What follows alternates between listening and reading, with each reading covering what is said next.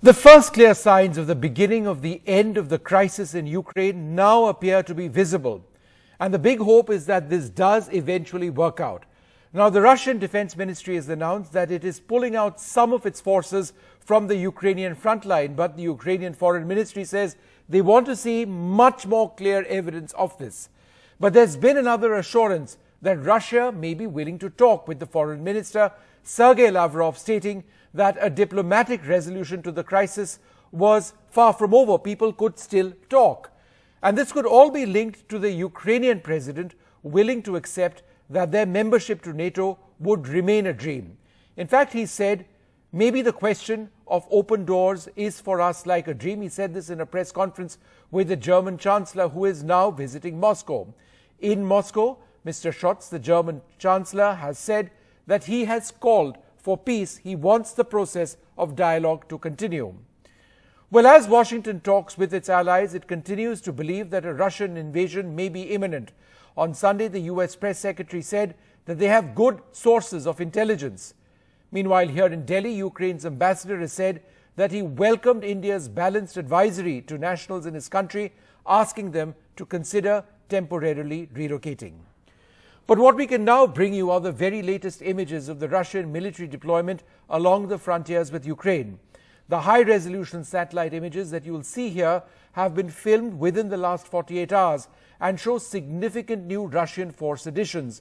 We also bring you images from earlier this month and compare them to the latest images. In many cases, large military formations have moved out. It's unclear whether they have been forward deployed to areas closer to the border, though remember the new developments suggest that Russia may be pulling out some of their forces. Now, these are the areas that we are talking about first, where the new developments have taken place in terms of the new images that we will show you now of forces on the ground. These are all marked in this.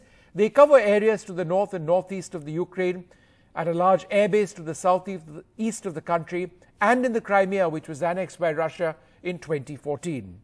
Now, the image that you see here, these are all from Maxar, shows a Russian Su-34 bomber formation deployed at the Primorsko-Akhtarsk airbase in Krasnodar on the 13th of this month.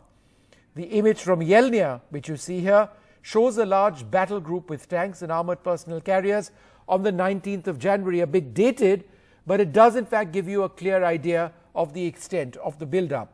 Now, if we zoom into this image, you can clearly see the tanks and other vehicles. What you see here are images of Russian helicopter deployments along Lake Donuslav further south. Now on to some before and after images. This one shows troops deployed in Rechista to the north of Ukraine on the 4th of February. That's the image on the top. But the same location shows these vehicles having moved out on the 14th of February. The worry, have they been also forward deployed?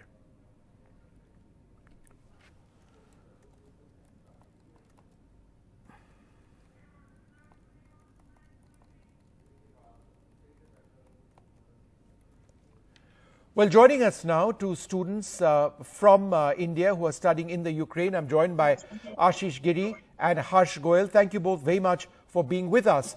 Ashish, you've seen the Indian government advisory. What are your plans? Do you intend to stay on in the Ukraine or do you intend to come back home? Ma'am, sorry. Students from India who are studying in the Ukraine. Switch off your television, please. I'll come back to you in a moment. Harsh Goyal, would you like to answer that question? Harsh, yes. Are you going to stay on or are you going to come back? Actually, we are still waiting for our university order because we don't know, because our university doesn't clear that we are having ongoing offline classes. So we still don't know how to manage our classes and how to handle this situation. Harsh, is it entirely peaceful now in Kiev where you are? What is the situation?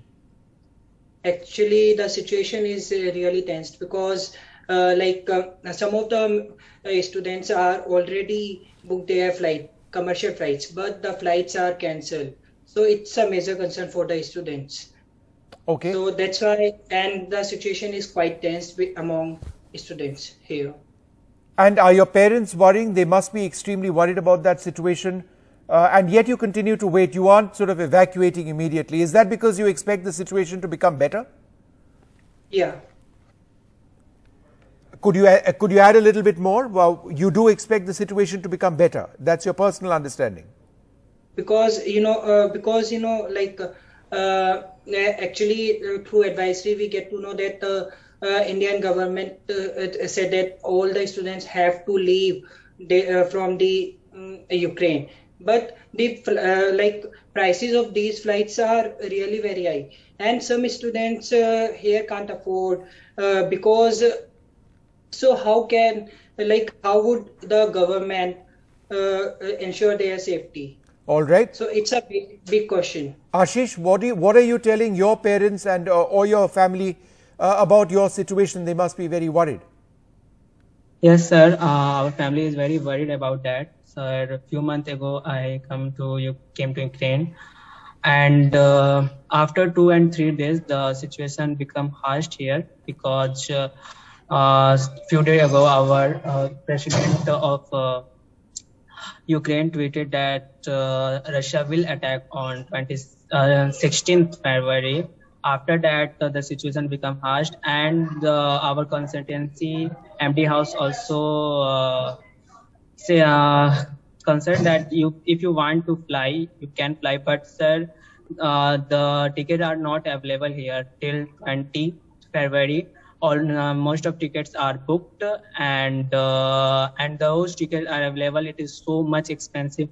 We can't afford that too much high expensive tickets, and Sure, no, I understand. It's an expensive sort of situation. yeah.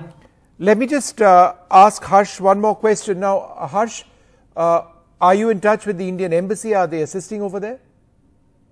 Yeah, actually, we are continuously in touch with the embassy because we are continuously in touch through emails and via calls, and they are said that you all are safe here. So if something is gonna happen, they will evacuate us.